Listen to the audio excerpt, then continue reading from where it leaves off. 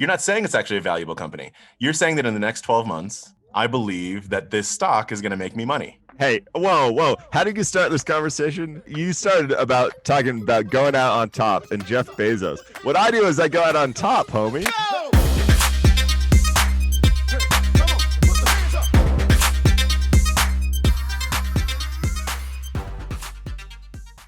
This podcast contains the arguably witty banter of two friends, Skippy and Doogles, that like to debate about investing. The content is intended to be entertaining and for informational purposes only, not investment advice. You should do your own research and consult a financial professional before using any of the information in this podcast, and especially before investing. What's happening? I'm excited for today. That's what's happening. Yeah, me too, dude. We should jump right in. So, Doogles, what's your favorite board game? I got to say Trivial Pursuit, bro. I love Trivial Pursuit. I think I actually knew that, but that's the wrong answer. Your favorite board game for this podcast is Monopoly. Tell me which piece and home combination has the home or hotel combination has the best ROI in Monopoly. Which piece? Like the horse? I'd say being the horse is my favorite. No, sorry. I would have to throw it on probably Baltic Avenue. Yeah, with which combination of homes or lack of homes? 3 homes. Gosh, you're good. I mean, so the actual answer is Baltic Avenue nudges out Boardwalk by 0.6% when you throw a hotel on that bad boy. Momentum investing, baby. No, but it's because people be coming around, right? They be coming around the mountain when she comes, right? No, but it's because people come around that corner, right? So often they want to pass go, get that $200, and then you know what? I'm gonna be there waiting to collect that $200 with the hotel.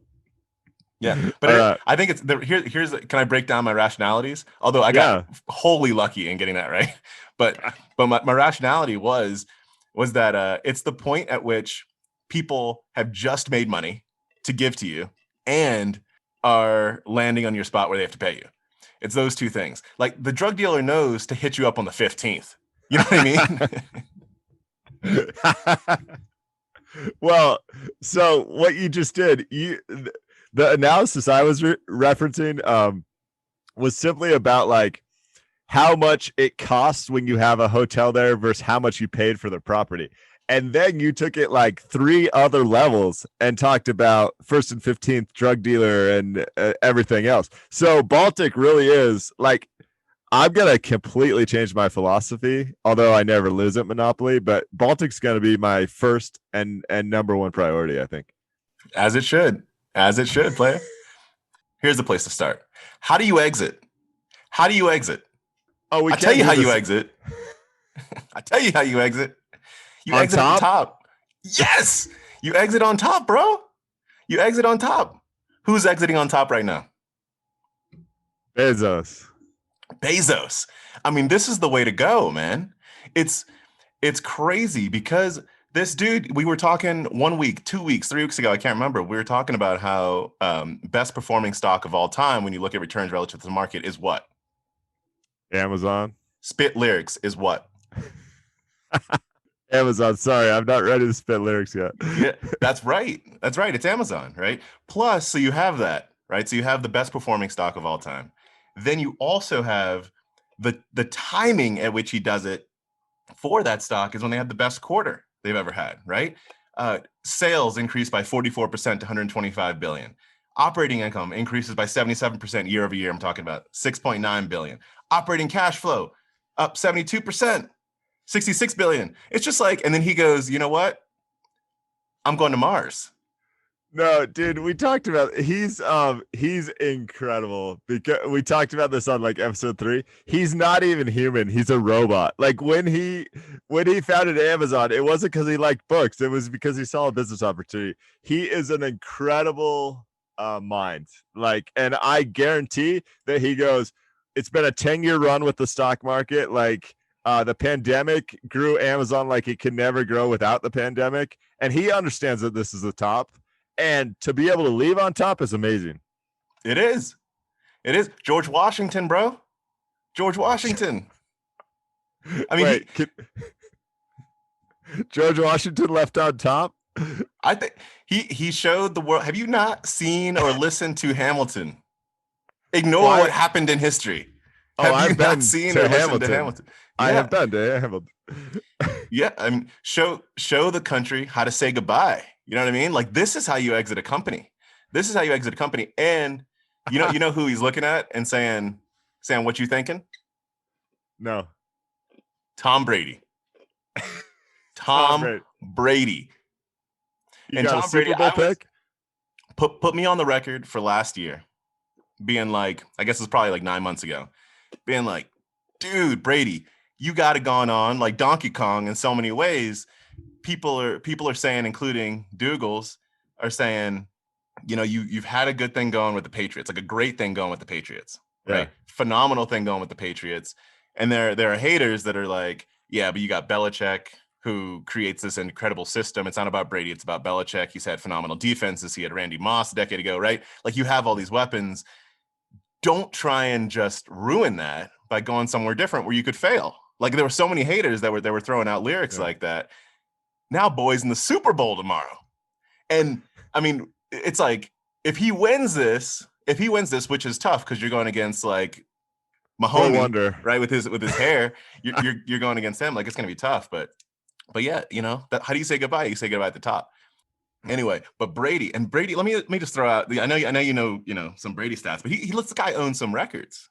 This guy owns some sick records. Right? You're gonna teach me about Tom Brady now? No, I'm not gonna teach you. I'm just gonna throw because it was like as I was thinking, I go down my rabbit holes, right? And as I was just thinking about going out on top, I was like, who else needs to go out on top? And the first person actually came to mind, I was thinking was Zuck. But then I went, I don't know if he's quite on top right now so much, but there's no top. I mean, but then Brady popped out, and it's like he started 299 games, most passing yards, right? He's got most passing touchdowns, most touchdowns to different receivers, most division titles, most playoff wins, most Super Bowl MVPs, right? I mean, I could keep going. I'm not going to, but it's just like, and now going to the Super Bowl with a different team, which many, many people thought he couldn't do, I just think is epic, right? Well, let's just assume he wins tomorrow, right? Well, it almost doesn't matter. But if he wins tomorrow, I think he'll have 7 Super Bowl titles. Could you imagine if he then hung it up, went out on top, and then when he was 90 years old, he actually had 45 Super Bowl titles? Wait, so you're saying he wins the Super Bowl, retires, and then keeps getting more Super Bowl titles? Yeah, like just over and over, and more with age. You going somewhere with this? You're trying to catfish me again. You're going somewhere with this. Yeah. Drop it. Drop the lyric. Drop it like it's hot. That's what Buffett did, man. Buffett had a really exceptional run, probably till he was 43, maybe even 50, maybe even 55. And then he just effectively sat on his ass and made billions and billions and billions of dollars. And now, so if Buffett was a normal dude and he would have retired at 65 or let his first wife spend some money or died at 75, or I mean, I could keep going. Anything that like somewhat normal people do, he would have never been the world's richest man. There's only one right answer to what I'm about to ask. So yeah, tread carefully. Are you hating on Buffett right now? Yes. Okay, back up your I heard everything you were just saying right there, right? Yeah. I'm going to give you a chance to redeem yourself. Explain to me why you're hating on Buffett. I mean, I'm not. He's exceptional. He's a good teacher. There's so much wisdom to be gained from Buffett, right? But Buffett, the fact that Buffett ended up as one of the world's richest people, and then people said, oh, he has to be the Godfather, like he's the undisputed Tom Brady. The main difference there is that he stuck around forever. Like it's a time frame thing. There are lots of people that had a 20 or 30-year run where they've done better than Buffett. But you know what they did? They either died, or then they sat on the sidelines, or then they traveled the world, or they bought their yachts. Like he still lives in the same house in Omaha. So I just think it's important to not conflate those two things. his longevity is the main reason he's one of the world's richest person. Now, he's an incredible investor, one of the best of all time, but it's not a bar none Warren Buffett is God sort of thing when it comes to investing in my eyes. Okay, so I hear it. I also say that I think those two things kind of do go hand in hand. Like, what's the definition of greatness? Because for me, let's chain link fence these two things together right quick. Like, I think with Tom Brady, even he's got a lot of those records, right? We were talking about earlier. It's really easy to throw in other like Aaron Rodgers, Peyton Manning. You can easily throw other people and argue for why they might be better. The thing I think is powerful about both of these cats, right, is longevity. Like doing this is his 21st season he's wrapping up right now with Brady. I think that's really hot, right? And the fact that you can do it for that long, I think is really powerful. And the fact that Buffett can do what he's been doing, 22% or so, right, annual returns since he was like 10, right, is I don't know if his annual returns were tracked carefully between the ages of 10 and 11, but the fact that he has 22% annual returns for this long, I think is what makes it great. The longevity is the greatness. Buffett definitely has audited statements back from when he was 11, because that's the sort of cyborg. Like him and Brady are the same cat in that way. And I completely agree. Longevity is amazing. So if we get into the Hall of Fame debate and we start like bringing this back to sports, like it's the Gale Sayers, Terrell Davis versus Curtis Martin, right? Remember, was it Curtis Martin with the Jets? And he'd barely get 1,000 yards a year, but he like stuck around for like 16 years. And all of a sudden he had this impressive run, but he was never the best running back in the league or anywhere close to it, right? Yeah. I think longevity's got to be a piece of it. I do too. So, but the thing with Brady and Buffett is they are superstars on both fronts. They had like impressive spurts where they're the best in the world doing it. Absolutely. And then they have the best longevity ever. So that's a great comparison, I think. I think that if you throw people like Simmons, right? Jim Simmons in the mix too, it's hard to argue against what is it called? The Medallion Fund? Is that what's his main? Yeah. It's hard to argue against that. With like 66% annual returns. At the same time, shut it off to the outside world because not scalable. Yeah, right? It wasn't scalable. Yep. He's been doing it since like late 80s, 88, something like that. So he's been doing it for a little over 30 years, right? Yeah. Versus like the 60.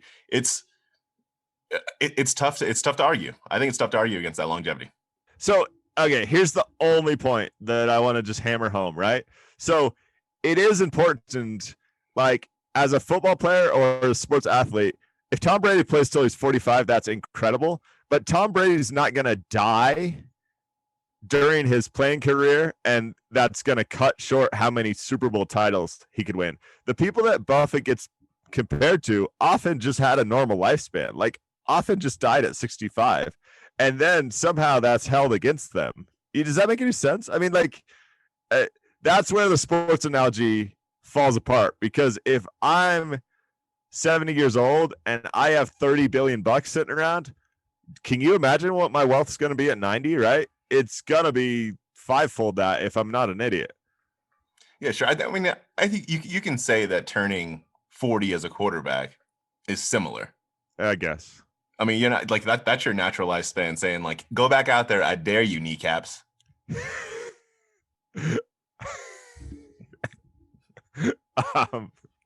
Yeah, well, we just definitely cursed Tom Brady. There's no way he's winning tomorrow after this conversation. Sorry, Brady. Although Giselle's gonna be the most upset. Like, she seems to get she's throwing stuff. Yeah, she probably, how they are allowing like, I don't know, 8,000 nurses and doctors or something to come to the game. I would not be surprised at all if she got like her nursing certificate in the past couple months and is pretending just so she can be at the game. Like, I'm gonna see her, she'll be all dressed in the scrubs or something, and she'll be like, this is totally legit, man. Oh, I can't wait. I cannot wait to visualize that. The quote that came up recently, and I don't actually know who said this, although it was quoted as Buffett, but I'm not sure it was actually Buffett, is it's not timing the market, it's time in the market, right? Yes. Right.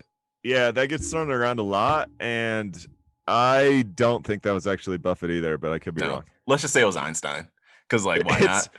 It's like too witty for Buffett. Buffett would have had like 2 more sentences in there. Yeah, exactly. He doesn't go that pithy. But when I heard this recently, and there's going to be some tension in the room right quick. When I heard this recently was when Chamath said it. Wait, are we going to play this clip?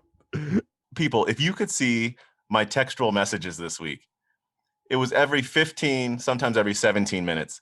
I'm getting something from Skippy to Doodah that's basically saying, like, I cannot believe this. What is this? What is he saying? Right? About value investing. Because Chamath this week said many, many things. Right. But one of them is he said, it's not time in the market, it's time in the market. And he spit some hotness. Hold on. I'm going to play like 30 to 40 seconds of this. Okay, here we go. One of the most interesting things that's happened in markets in your professional career is this shift away from what I'll call value investing towards what I'll call growth investing. As a capital allocator, I'm just curious how this has looked from your seat. What to you looks absurd about the value investing style? Obviously, I would characterize you as a growth investor just based on how fast the companies that you've invested in tend to be growing. What concerns you or worries you about growth? Can there be too much of a good thing? What are the excesses that would cause you to be concerned? Just talk me through these styles because you've been an exemplar of the change. Let me answer this by asking you a question. Do you have 2 or 3 kids? 2. Okay, 2. Are your kids valuable? Do they have value? Of course. How much value do they have? Infinite value. Fair? Sure. You wouldn't say that they're valuable because they cost $4, right? I think that the biggest fallacy of value investing is that people are not willing to revisit that word from first principles. Okay, this is just hot garbage on like 1,000 fronts. So one, you hear Patrick O'Shaughnessy. Did you hear that laugh? Go back and listen to that laugh. His family's worth like $40 million because his dad understood. He wrote a book called What Works on Wall Street. Pioneered a lot of the factor investing stuff. They fully understand and support value investing. This is a freaking joke. So, okay, first of all, he says, "Are your kids valuable?" Yeah, of course your freaking kids are valuable. Are we investing in kids? No, absolutely not. What we're investing for, it has a quantifiable, there's a quantifiable goal here. So Doogles, what makes a good investment? What at the end of the day, what should your investment do for you? Make money.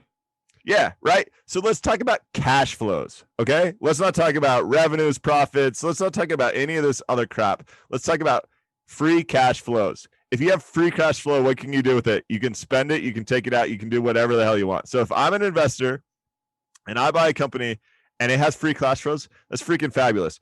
The investment I made this week, and this is not advice, is TDS, Telephone Data Systems, price to free cash flow at 1.49. Okay. You know, Chamath's portfolio, he invested in Slack and some other nonsense. You know what price to free cash flow on Slack is? 200. All right. Who's getting a better deal here? Who's getting more cash flows? Me or him? Now, listen, if I can already see the look on your face, if this is a Series A and I'm the first person that Slack ever pitches, yeah, do I get a better deal on that? Maybe. And do I understand growth investing that you're saying, hey, 5 years from now or 2 years from now, like Slack's growth is going to crush TDS's growth? Absolutely. But right now, I got like 150 times better value than him per the price I'm paying for free cash flows. And it doesn't matter. 1 second, Doogles. It doesn't matter if I'm paying $4 for this. Double done. Right? Doesn't matter at all because that company is worth $2 billion. I'll pay $2 billion for it. I don't care how many shares are out there. I don't care what's divided by. I don't think he's this naive. I think he's simplifying the conversation. But what he described is not value investing at all. It's not about $4 a share at all. Wow. Yeah, I can keep going. The difference in my mind is because I would say I mostly I'm not maybe I go too far to say agree because you will hop in your car and show up here like those demon twins on SNL. I don't know if you watched SNL last week, but if people have not seen that clip, go watch the demon twins. Watch what you say right now because I will be at your house in no time. the thing is, I think he's talking about valuable companies versus value investing. I think that's the difference. And you even when you're talking about your Hooker Furniture or Yeah. your Kimball International or Yep. your TDS, right? You're not talking about valuable companies. You were talking about investments that are valued at a level in which you believe you're going to make money in the future. And that's different. And that's actually not what he's talking about. But he's saying, like, if something is valuable, then own it. I mean, no, if something is valuable, then own it at a price. Like, I wrote this whole thing 6 months ago about Howard Marks breaking down, like, basically the price you pay matters. All value investors, go back to Buffett, go back to anyone with a brain, say the price you pay matters. And so both those companies are valuable. Like, pick your favorite company in the world. Amazon is incredibly valuable. Amazon is a company I would love to hold. Amazon at current prices is not going to give me free cash flows that are desirable in my eyes. TDS is. So to say that a company like a dirt cheap stock is not valuable is a joke. There are free cash flows there. Of course it's valuable. I'm not buying dumpster fires that lose money. Let me throw this out there, though. Let me throw this out there. So just so people can understand, I know what I'm getting into here. I see a fire. I see a pure dumpster fire, and I'm like sneaking up to the side with a little bit of gasoline, and I'm salt baying it. Is like what I'm doing. The thing is that you on an annual basis flip your portfolio, correct? Yeah. Okay. So you're not saying that at these free cash flows, this is a company that is worth investing in and holding. You're not saying that. You're not saying it's actually a valuable company. You're saying that in the next 12 months, I believe that this stock is going to make me money. Hey, whoa. How did you start this conversation? You started about talking about going out on top and Jeff Bezos. What I do is I go out on top, homie. When the valuation comes back, so TDS, what is their typical cash flows? It's or ratio, it's like 1-4 or something. So when they go from 1.5 back to 4, when they mean revert, which is the key tenet of value investing, then I'm going to sell the thing. Yeah, it's totally different. I'm not buying stocks and saying 30 years later or even a decade later, like this is going to be on top of the world. Because if I was doing that, I would have bought Amazon 10 years ago, right? Yeah, and so therefore, you're not saying it's valuable. You're not saying TDS is a valuable company to own. I'm not saying you're saying I'm not saying it's the most valuable thing 10 years out. I'm saying it's valuable right now. That's way better. No, you're saying it's a good investment right now. You're not saying it's valuable. Wait. You know how hard it is to predict the future? In 2010, did you have global pandemic on your bingo card for 2020? Yes. Of course you did. Well, so I don't have to predict the future. I know right now. I know in the next 12 months they're just printing money and they're going to hand it to me. That's a better proposition. No, and I'm not saying you're not going to make money. I'm just saying that there's a difference between valuable and a good value. Like those are two different things. And what Chamath is talking about is that in his mind, he believes holding valuable assets.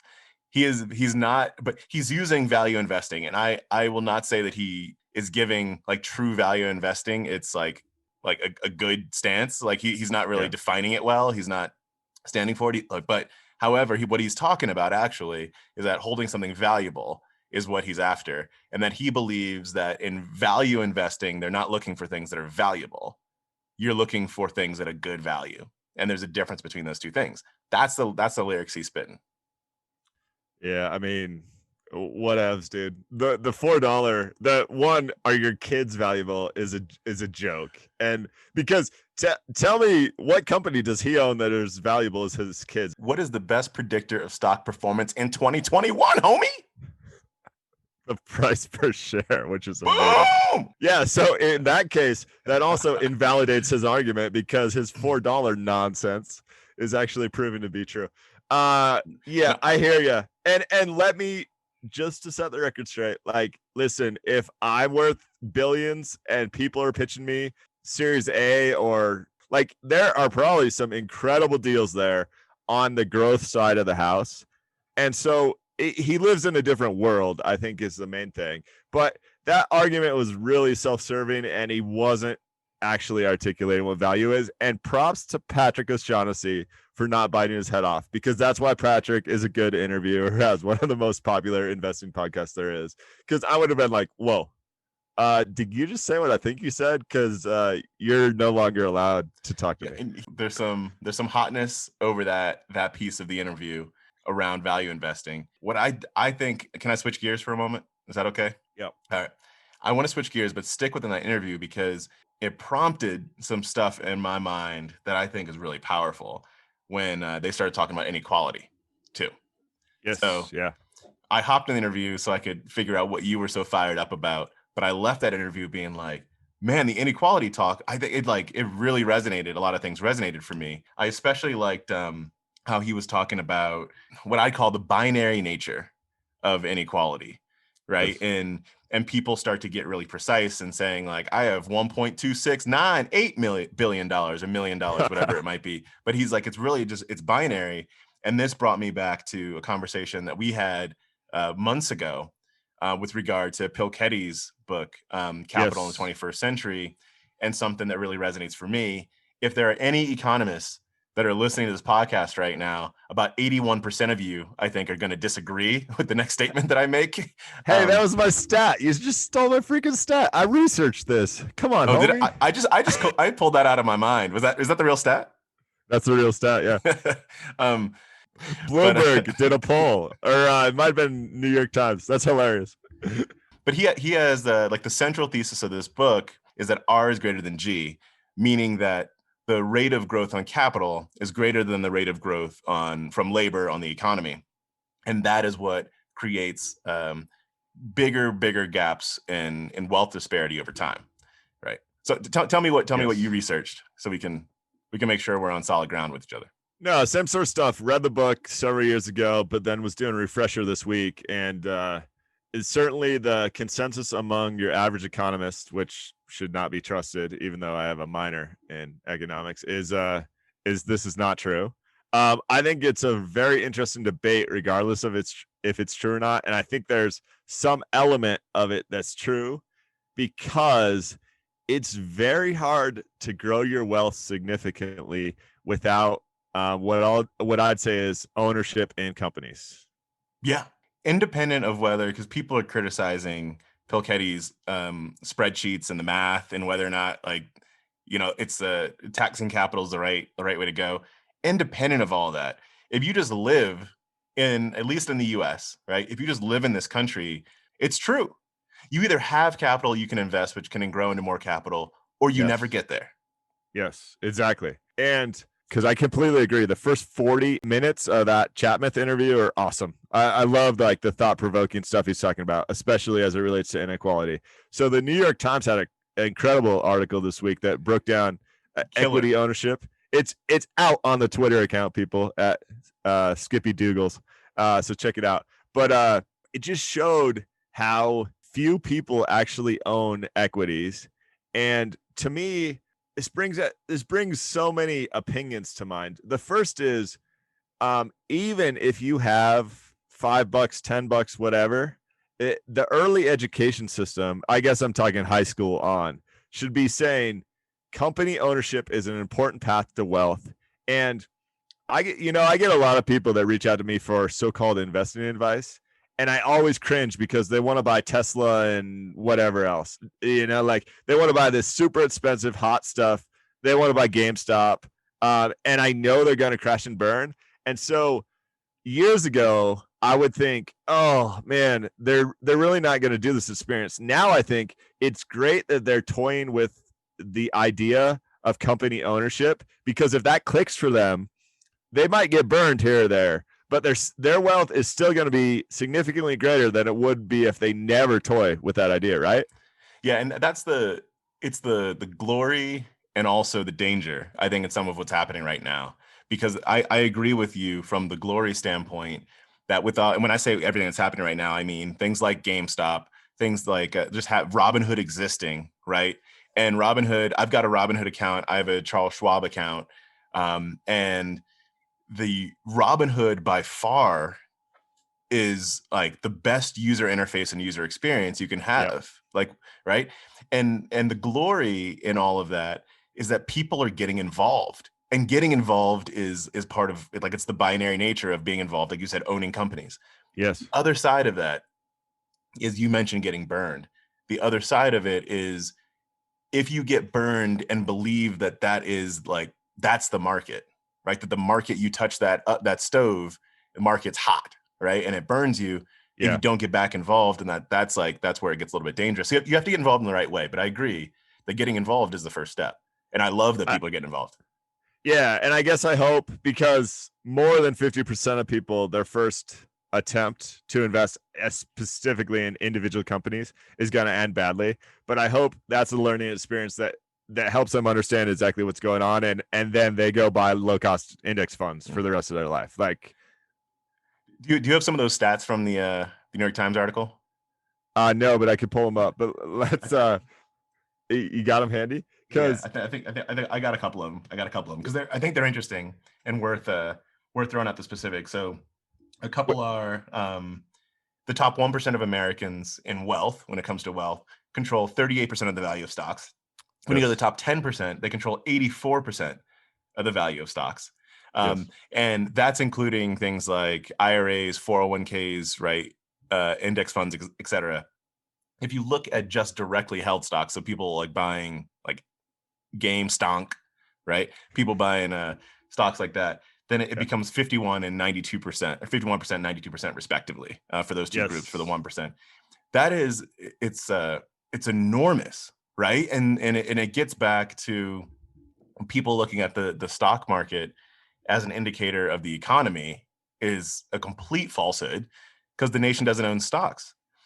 And the place that, I don't have this stat offhand, but I feel like I remember reading somewhere recently that that the highest percentage, or like highest participation in the stock market was like back in the early 2000s. I think it was like before the bubble burst. And that is what scares me. When you talk about the share of families, so like if the stock market is the economy, right?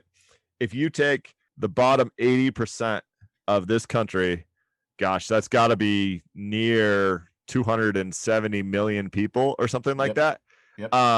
They own 7% of all equities. Like, when the stock market goes up, it doesn't do anything for 80% of the families. Yeah, exactly. That's a crisis, right? And I think Chamath hit it like right on the head when he was talking about that being a major risk to democracy, right? And we've seen it. This is not we're getting fire on some things that this podcast is not about, right? But I think but if you look at some of, independent of where your politics land, right? I'd say independent of where your politics land. Absolutely. If you look at things that have happened over the last many, many years, I would say, but especially over the last few weeks and over the last 5 years, is that there are parts of this country that are being left behind, right? And they're being fully neglected because we start to tout these things that actually, things like the stock market, that don't impact other people. Like, how could you not get upset about that? Can we keep this going and talk about the redistribution of wealth with my boy from Arizona who bought GameStop at 380, and his quote was, "I was a little late to the party, but he's fine. He's fine losing that much money because it's all about the redistribution of wealth." Do you think I should tell this guy about the value hedge fund that made $700 million last week? Should we keep that? Should that be our little secret, or what? He didn't specifically mention who he was redistributing to, right? A bunch of millionaires on Wall Street. Also, when we talk about wealth inequalities, we need to go back to the latest Joel Greenblatt book, where he talks specifically deep dive on minimum wage stuff, which is super fascinating. And I think he gets more right than a lot of people have been the last few years. Common Sense, The Investor's Guide to Equality, Opportunity, and Growth by Joel Greenblatt. That's the book you're talking about, right? Boom. Thank you. Yeah, so spit some lyrics. He talks a lot about the education system and the fact that we seem to drive away from competition, which is interesting theoretical debate. But he basically has founded a bunch of charter schools in New York, so he's a little biased there. I still think it's worth a read. I'm not going to bore you with that. Minimum wage, he really focuses on the earned income tax credit, which right now, basically for select a small group of people, if you're working at the end of the year, the government will give you a tax break. And the return on investment of that tax break is outstanding because it's going to the people of most need, right? Yep. You mean the return on investment of the government, like of the country, of the government money. Yep. Now, what happens is that return on investment doesn't always show up this year. It shows up 10 years down the line because it's a kid who maybe want to have food or childcare otherwise, right? Like it's these basic foundational blocks. And so I think this is critically important. What he proposes is basically saying anyone that works and makes less than $15 an hour, we're going to take that approach and we're going to have an entirely new perspective on government spending. We're going to say, what's the ROI of this? And so if you're in the middle of Kansas and you're making $7 an hour at McDonald's, if the state of Kansas tells McDonald's they have to pay that person $15, that breaks down very quickly because they get replaced by a computer monitor, right? Like I was in Europe 2 summers ago. There's not even people that work at McDonald's anymore. It's all touchscreens, right? So you put that person out of work. That doesn't do good for our long-term inequality. What you should do as a government is you should say, McDonald's, you pay that person what they're worth. And then we're going to revise this earned income tax credit to take them to at least $15.